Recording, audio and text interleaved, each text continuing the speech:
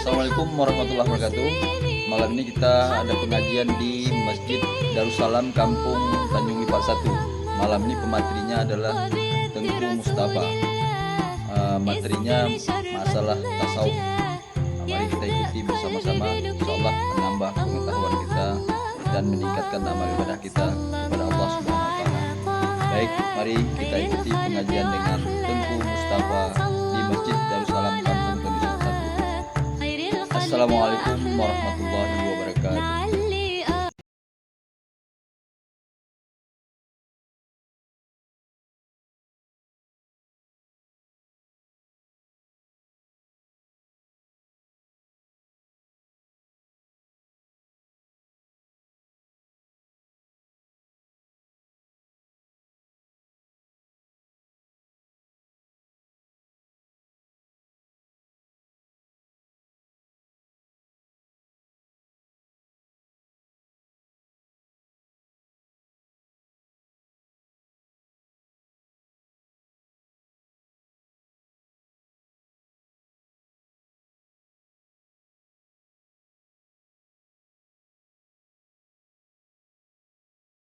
الفاتحة. أعوذ بالله من الشيطان الرجيم. بسم الله الرحمن الرحيم. الحمد لله رب العالمين الرحمن الرحيم مالك يوم الدين إياك نعبد وإياك نستعين اهدنا الصراط المستقيم صراط الذين أنعمت عليهم غير المغضوب عليهم ولا الضالين.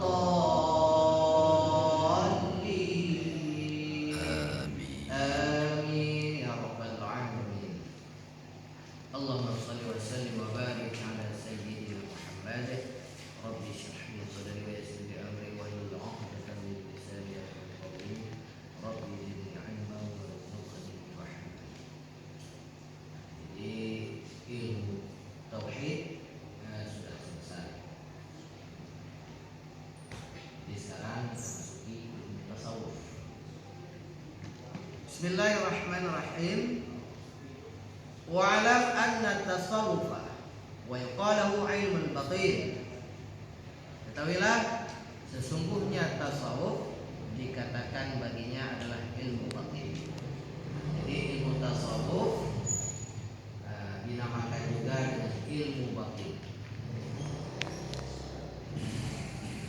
Huwa ilmu yu'rafu bi ahwalun nafsi wa mahmuduha wa madhmuha wa kaifiyatu tadhhiruha minal maghribi minha wa taqliyatuha bil ittisafi bi mahmudiha wa kaifiyatu suluki wa wasil ila Allah Ta'ala. Ilmu tasawuf adalah ilmu yang mengetahui hal-hal nafsu, keadaan-keadaan nafsu, terpuji dan tercela, dan bagaimana menyucikannya nafsu yang tercela dan menghiasi nafsu dengan bersifat dengan segala sifat terpuji, dan jalan pulang kepada Allah Subhanahu wa taala. Jadi yang dikatakan ilmu tasawuf atau ilmu batin adalah satu ilmu untuk mengetahui nafsu kita, untuk mengetahui diri kita. Apakah diri kita ini terpuji atau tercela? Kalau sudah tercela, bagaimana caranya membersihkan, menyucikan yang tercela itu? Dan bagaimana menghiasi jiwa kita atau nafsu kita dengan segala sifat-sifat yang terpuji? Dan bagaimana jalan pulang kepada Allah Subhanahu wa taala?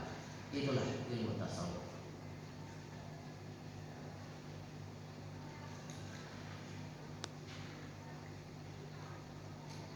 Wa mawdu'uhu af'alul qalbi.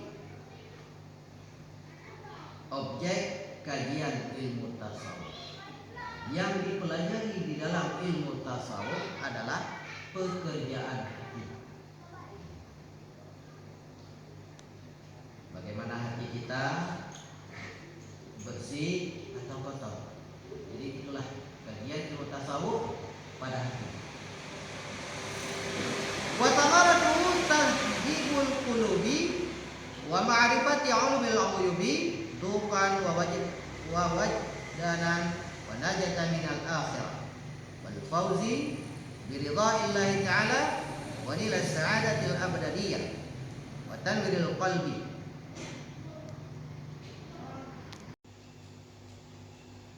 Kenapa Allah wahyukan ilmu tasawuf? Wa innahu ruhu syara'i. Karena tasawuf itu adalah ruh syariat.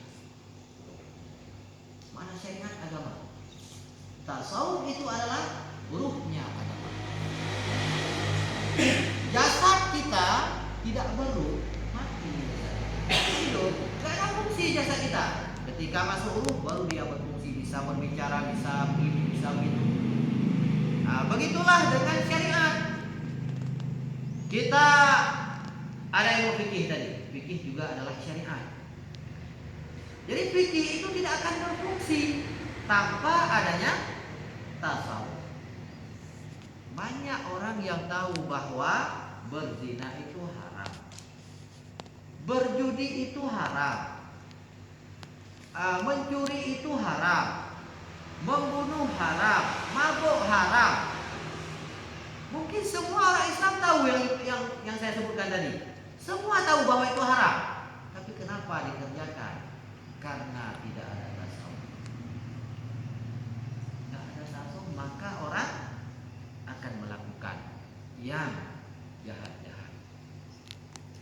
Nah, begitu juga semua orang Islam tahu bahwa sholat itu wajib, puasa Ramadan wajib, bayar zakat wajib, haji wajib bagi yang mampu. Tapi kenapa kita lihat cukup banyak orang yang nggak sholat? Padahal dia kan tahu, ya berarti dia sudah mempelajari fikih, wajib sholat, tahu dia sholat wajib. Kenapa dia tinggalkan sholat? Karena nggak ada ruh. Agama pada dirinya nggak ada ruh, nggak ada tasawuf, maka nggak berfungsi agama pada dia. Maka dia tinggalkan sholat. Ketika ada tasawuf, salah satu yang dibahas dalam tasawuf seperti syukur dan sabar. Ketika dia sabar, maka sanggup dia sholat. Ketika dia sabar, sanggup dia nggak berzina. Karena sabar itu adalah menahan diri daripada yang tidak disukai oleh nafsu. Sholat tak suka nafsu, maka ditahan. Maka sangguplah dia sholat. Tak akan mau belajar. Walaupun tak sepenuhnya. Kalau dah masuk sepenuhnya, dah jadi wali Allah. Ruh syariat dah masuk semuanya pada kita, udah jadi wali Allah. Ada ruh, ada semua itu. Tapi kalau tidak ikhlas tu, apa termasuk kita dalam itu juga? Tidak tahu. Tak ada ruh juga. Maksudnya gini, dengan memang ruh kita tu Bukan ruh kita. itulah maksudnya dengan ruh itu bukan ruh kita kan tidak ikhlas.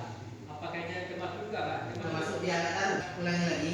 Ruh fungsi pada jasad adalah untuk hidup jasad.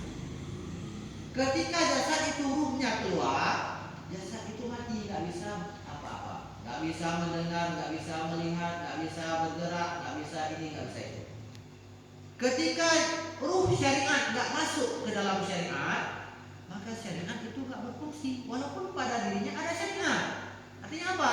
Dia tahu sholat wajib, ke syariat, sholat wajib, tapi nggak mampu dia kerjakan karena nggak ada ruh syariat. Tangan Allah nggak mampu ditinggalkan. Apakah ini nggak ada ruh? Ada, memang baru masuk. Ini masuk. Tapi Ketika semuanya nggak masuk, maka nggak ada kebaikan sedikit pun. Ruhnya di luar sebenarnya, nggak ada kebaikan sedikit pun. Sholat, puasa nggak ada dia, yang ada apa? Berzina, mabuk, judi, pokoknya yang ada Ini ruh tak masuk. Kalau ditanya pada dia, kamu tahu nggak puasa itu wajib? Ya, memang wajib. Sholat wajib. Yang kamu lakukan itu berdiri haram. Haram. Karena kamu kerjakan. Udah kebiasaan. Ruh itu nyawa. Nah, coba dipahami pada dasarnya. Jasad tariqatu wal haqiqah. Dan ketahuilah, sesungguhnya bagi mereka ada 3 lafaz yang sungguh bersamaan di atas orang jahil maknanya. Maka kami pernyatakan supaya tidak sama makna. Maka lafaz yang 3 itu adalah syariat, tariqat, dan hakikat. Jadi ada 3 lafaz. Di sisi orang jahil, orang yang nggak mengetahui, mereka menganggap sama. Apa itu? Syariat, tariqat, hakikat. Padahal beda-beda ya. Syariat, tariqat, hakikat beda. Fa syari'atu hiyal ahkamul munzilatu ala Rasulillah sallallahu alaihi wasallam. Allati fahamaha al-ulama min al-kutubi was sunnati. Minal kitab wa sunnah nasan aw istibaqah. Ahkamul mubadiyatu fi ilmi tauhid wal ilmi al-fiqh wal ilmi at-tasawuf. Maka syariat adalah hukum-hukum yang diturunkan oleh Allah kepada Rasulullah sallallahu alaihi wasallam yang dipahami oleh ulama dari Al-Qur'an dan hadis, baik nas maupun istibaq. Yakni hukum-hukum yang terkandung di dalam ilmu tauhid, ilmu fikih, dan ilmu tasawuf. Jadi syariat, tariqat, hakikat. Wa tariqatu hiyal 'amalu bi syari'ati. Tariqat adalah mengamalkan dengan syariat. Nah, itulah namanya tariqat, mengamalkan syariat. Syariat tadi hukum. Sudah kita pelajari 3 syariat tadi, tauhid, fikih, tasawuf. Belum kita amalkan berarti belum bertarikat. Sesudah kita amalkan, itulah namanya bertarikat. Arti tarikat kalau secara bahasa apa? Jalan. Jalan apa? Jalan pulang kepada Allah. Jadi jalan pulang kepada Allah mengamalkan syariat. Kalau orang pulang kepada Allah, syariatnya, jalannya itu nggak benar, maka nggak sampai kepada Allah, nggak sampai kepada keridhaan Allah, maka dia sampai kepada kemurkaan Allah. Tarikat itu jangan syariat sholat bagaimana? Begini. Kita jalankan, tarikat namanya.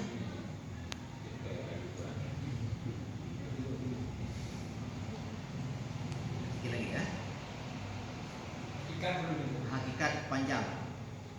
Gak bisa lagi. Ini saja belum habis.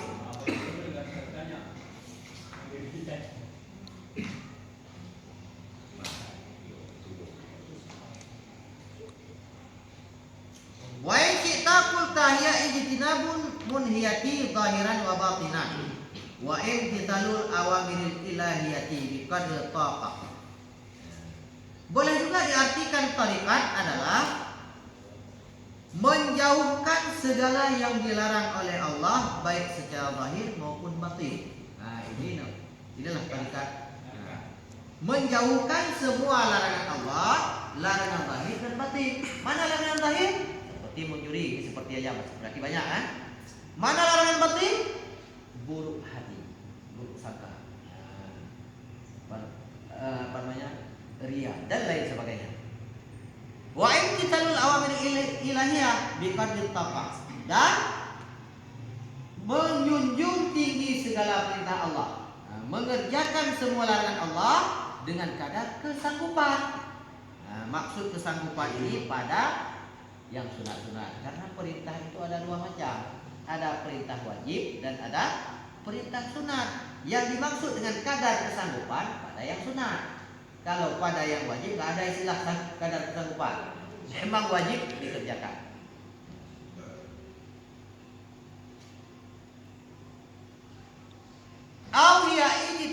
muharramati wal makruhati wa fudulil mubahati wa ada'il fara'idhi wa mastata'a minal nawafil.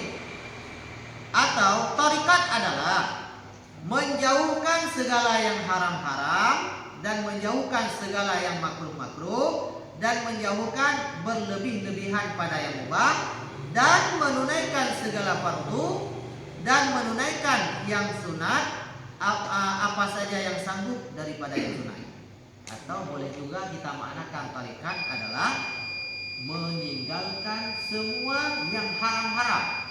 Yang haram kita jauhkan semuanya, yang makruh kita jauhkan, berlebih-lebihan pada yang mubah juga kita tinggalkan. Yang mana mubah? Makan kan mubah ini, enggak sunat, enggak makruh, enggak haram, mubah. Hukum makan mubah. Yang mubah ini apabila berlebihan kita tinggalkan. Bagaimana berlebihan? Banyak ilmu, udah kenyang makan lagi. Nah, ini kita tinggalkan. Jadi berlebihan yang mubah ditinggalkan. Assalamualaikum warahmatullahi wabarakatuh. Waalaikumsalam warahmatullahi wabarakatuh. Anda selawat yuk. Tunggu. Anda selawat yuk, tunggu. Selawat yuk. Oh ya. Sallallahu Wasallam ala nabi sayyidina Muhammadin wa alihi wa sahbihi ajma'ina. Sallallahu wasallam ala nabi sayyidina Muhammadin wa alihi wa sahbihi